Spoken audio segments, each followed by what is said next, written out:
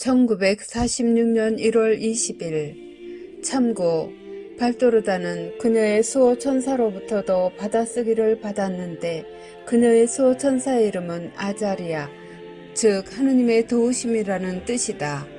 다음에 받아쓰기는 발도르다의 수호 천사 아자리아가 준 것이다. 오늘 나는 바느질을 하면서 마음속으로 예수 그리스도의 모습을 그려보고 있었다. 아자리아가 내게 말한다. 예수님께서는 지극히 거룩하신 삼위일체이시자 하느님의 일체의 전형이시다. 세 분의 완전성은 오직 한 분 안에서 전형화된다. 무한하고 다양한 형태의 완전성은 예수님 안에서 요약된다. 천국의 군대들과 낙원의 축복받은 무리가 그 앞에 엎드리는 완전성의 시면이시다. 사랑을 소유한 사람만이 파악하고 받아들일 수 있는 사랑의 시면이시다. 반면에 이전에는 착하고 거룩한 영이었던 대천사 루치펠이 어떻게 악의 영이 될 수 있었는지에 대한 설명이 여기에 있다. 루치펠은 온전한 사랑이 될 정도로 거룩하지 않았다. 자신의 완전성이나 혹은 모든 부패에 대한 저항의 척도를 재는 것은 자신 안에 있는 사랑의 정도이다. 사랑이 완전하면 부패한 것은 더 이상 아무것도 들어올 수 없다.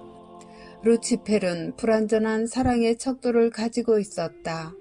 그자는 자신에 대한 자아 도취로 자신의 내면을 채웠고 그로 인해 사랑이 존재할 수 없었다. 루치펠은 무한하고 유일무이한 삼위일체 사랑의 전형이신 그리스도의 사랑을 깨닫고 받아들일 수 없었다. 그리고 오늘날 제2위격이 가지신 신성한 인성을 부정하고 그분을 단순히 선하고 지혜로운 사람으로 치부해버리는 이단이 널리 퍼져 있다는 사실은 바로 이 열쇠로 쉽게 설명된다. 인간의 마음 안에 사랑의 결핍, 사랑할 수 없는 무능함, 사랑의 빈곤이 바로 그것이다. 내 영혼아, 그리스도의 시대나 그 후의 시대나 겸손하고 사랑이 없는 이들은 믿기가 힘들었는데 그런 사람에게는 항상 오만한 지성에서 오는 두 가지 요소가 있었음을 알아라.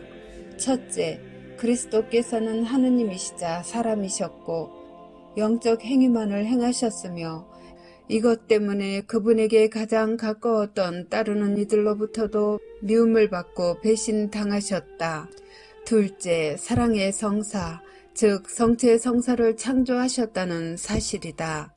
지금도 그리고 언제나 사랑이 없는 사람들은 하느님께서 예수님 안에 계실 수 없고 예수님께서 지극히 거룩하고 흠숭할 성체 안에 계실 수 없다고 이단적으로 말해왔고 또 앞으로도 그렇게 말할 것이다.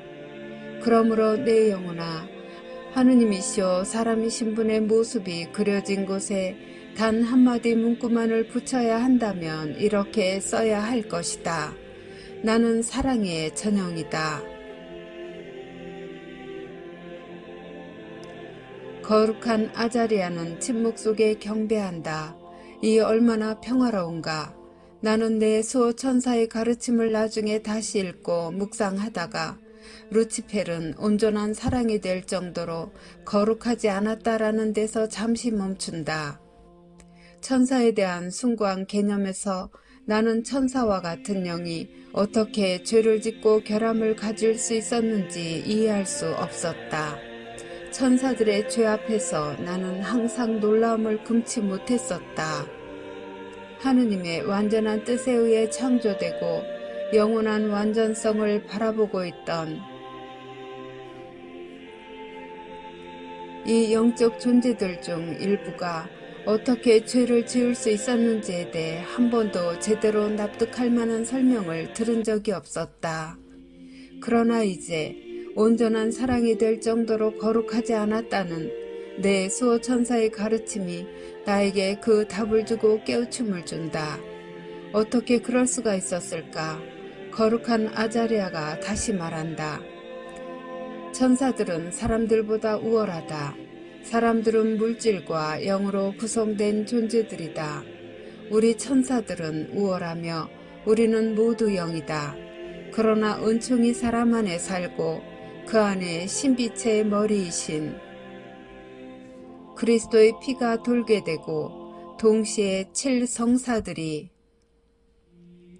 인간이 태어나면서부터 죽을 때까지 모든 상태와 삶의 모든 단계를 강화시켜주게 되면 우리 천사들은 너희 안에서, 즉 주님의 살아있는 성전인 너희 모든 이들 안에서 그분을 뵙고 너희 안에 계신 그분을 경배한다는 것을 기억하여라. 주님을 받아 모신 다음에 너희는 우리보다 우월하다. 너희는 다른 그리스도들이며 또한 너희는 천사들의 빵을 가지고 있는데 그런데 그것은 천사들을 위한 것이 아니라 오직 사람만을 위한 빵인 것이다. 우리가 성체에 대하여 얼마나 신비롭고 만족할 수 없는 굶주림을 가지고 있는지 너희가 성체로부터 자양분을 얻을 때 우리가 이 완벽한 음식에 신성한 향기를 맡으려고 얼마나 너희에게 매달리는지 내가 너에게 말하지만 천사들은 너희 모두와는 본성과 완전성이 다르지만 너희와 마찬가지로 자유의지가 있었다. 하느님은 아무도 노예로 창조하지 않으셨다. 태초에 창조 세계에는 오직 질서만이 있었다. 그러나 그 질서는 자유를 배제하지 않았다. 오히려 그 질서 안에 완전한 자유가 있었다.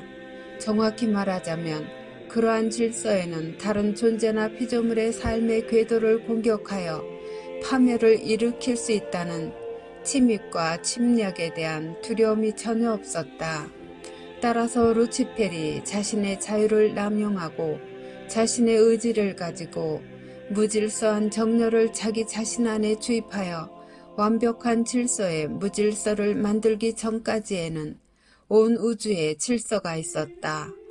루치펠이 온전한 사랑을 가지고 있었다면 그자는 사랑이 아닌 다른 어떤 것을 자신 안에 둘 수가 없었을 것이다. 대신 그자는 오만한 교만을 위한 장소를 가지고 있었다. 이 교만은 지성의 무질서라고 부를 수 있겠다.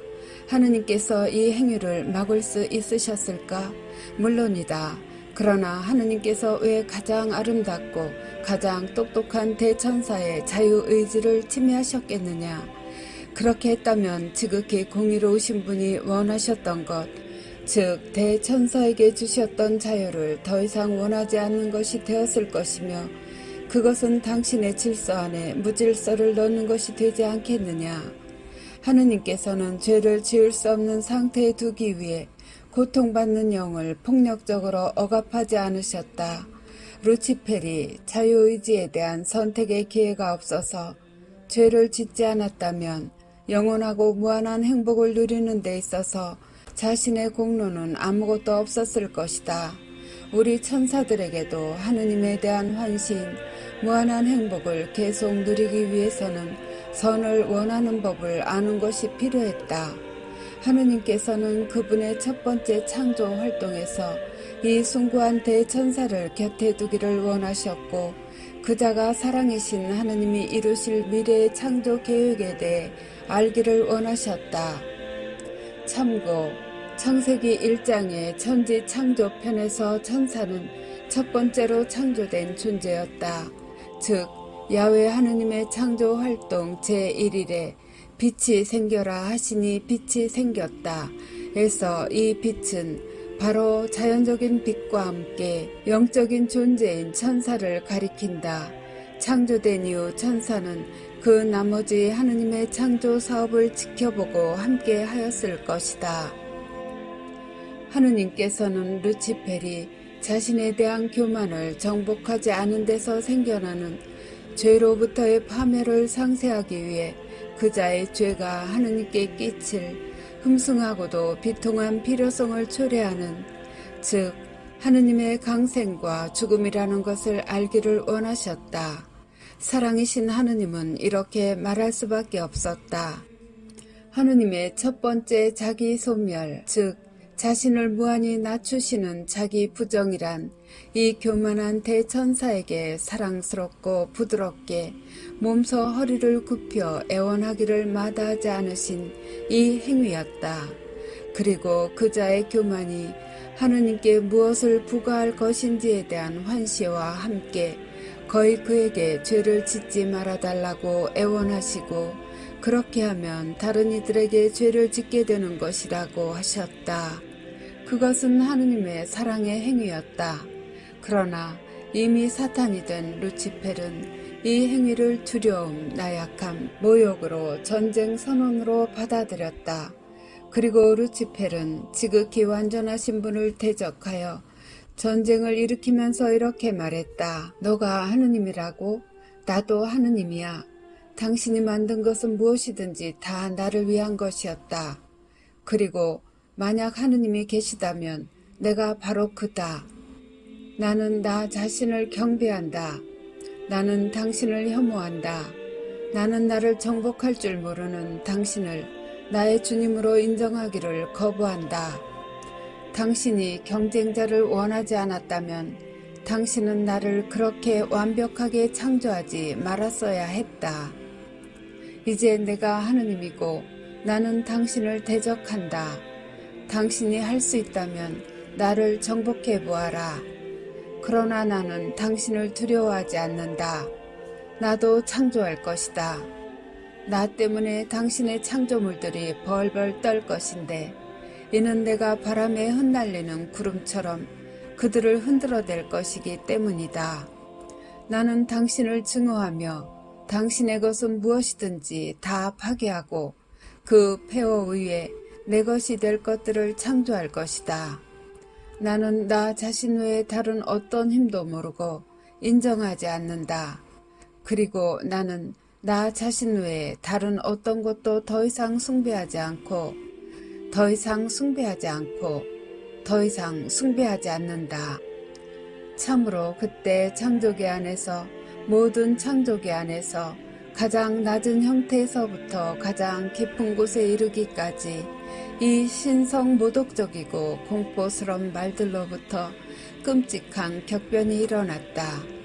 이와 같은 격변은 이 창조계의 시간이 끝날 때까지 다시는 없을 것이다.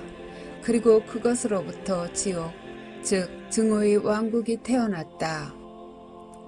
내 영혼아, 악이 어떻게 태어났는지 알겠느냐? 자유의지로부터이다. 그리고 하느님에 의해 그렇게 존중받은 자, 온전한 사랑을 가지지 않은 자로부터 왔던 것이다. 그러므로 알아라. 그때부터 저질러진 모든 잘못에 대하여 이런 심판이 내려졌다. 여기 온전하지 않은 사랑이 있다. 완전한 사랑은 죄를 짓지 않는다. 사랑하는 사람은 정의에 도달하기 위해 수고를 마다하지 않는다. 사랑은 그를 모든 진흙 수렁과 위험들 위에 올려놓으며 순간순간 완전한 거룩함의 마지막 단계에서도 여전히 존재하고 거의 겉으로 드러나지 않는 불완전함으로부터 그를 정화시킨다. 육이 아니라 영이 참으로 왕이 될 수 있을 정도로 말이다. 이미 주님과 영적 결혼으로 결합되어 천국에서 축복받은 사람들의 삶보다 한 단계 적은 것을 누리고 있는 그 상태에 있는 이들에게 하느님께서는 자신을 많이 내어주시고 축복받은 자녀들에게 자신을 드러내신다.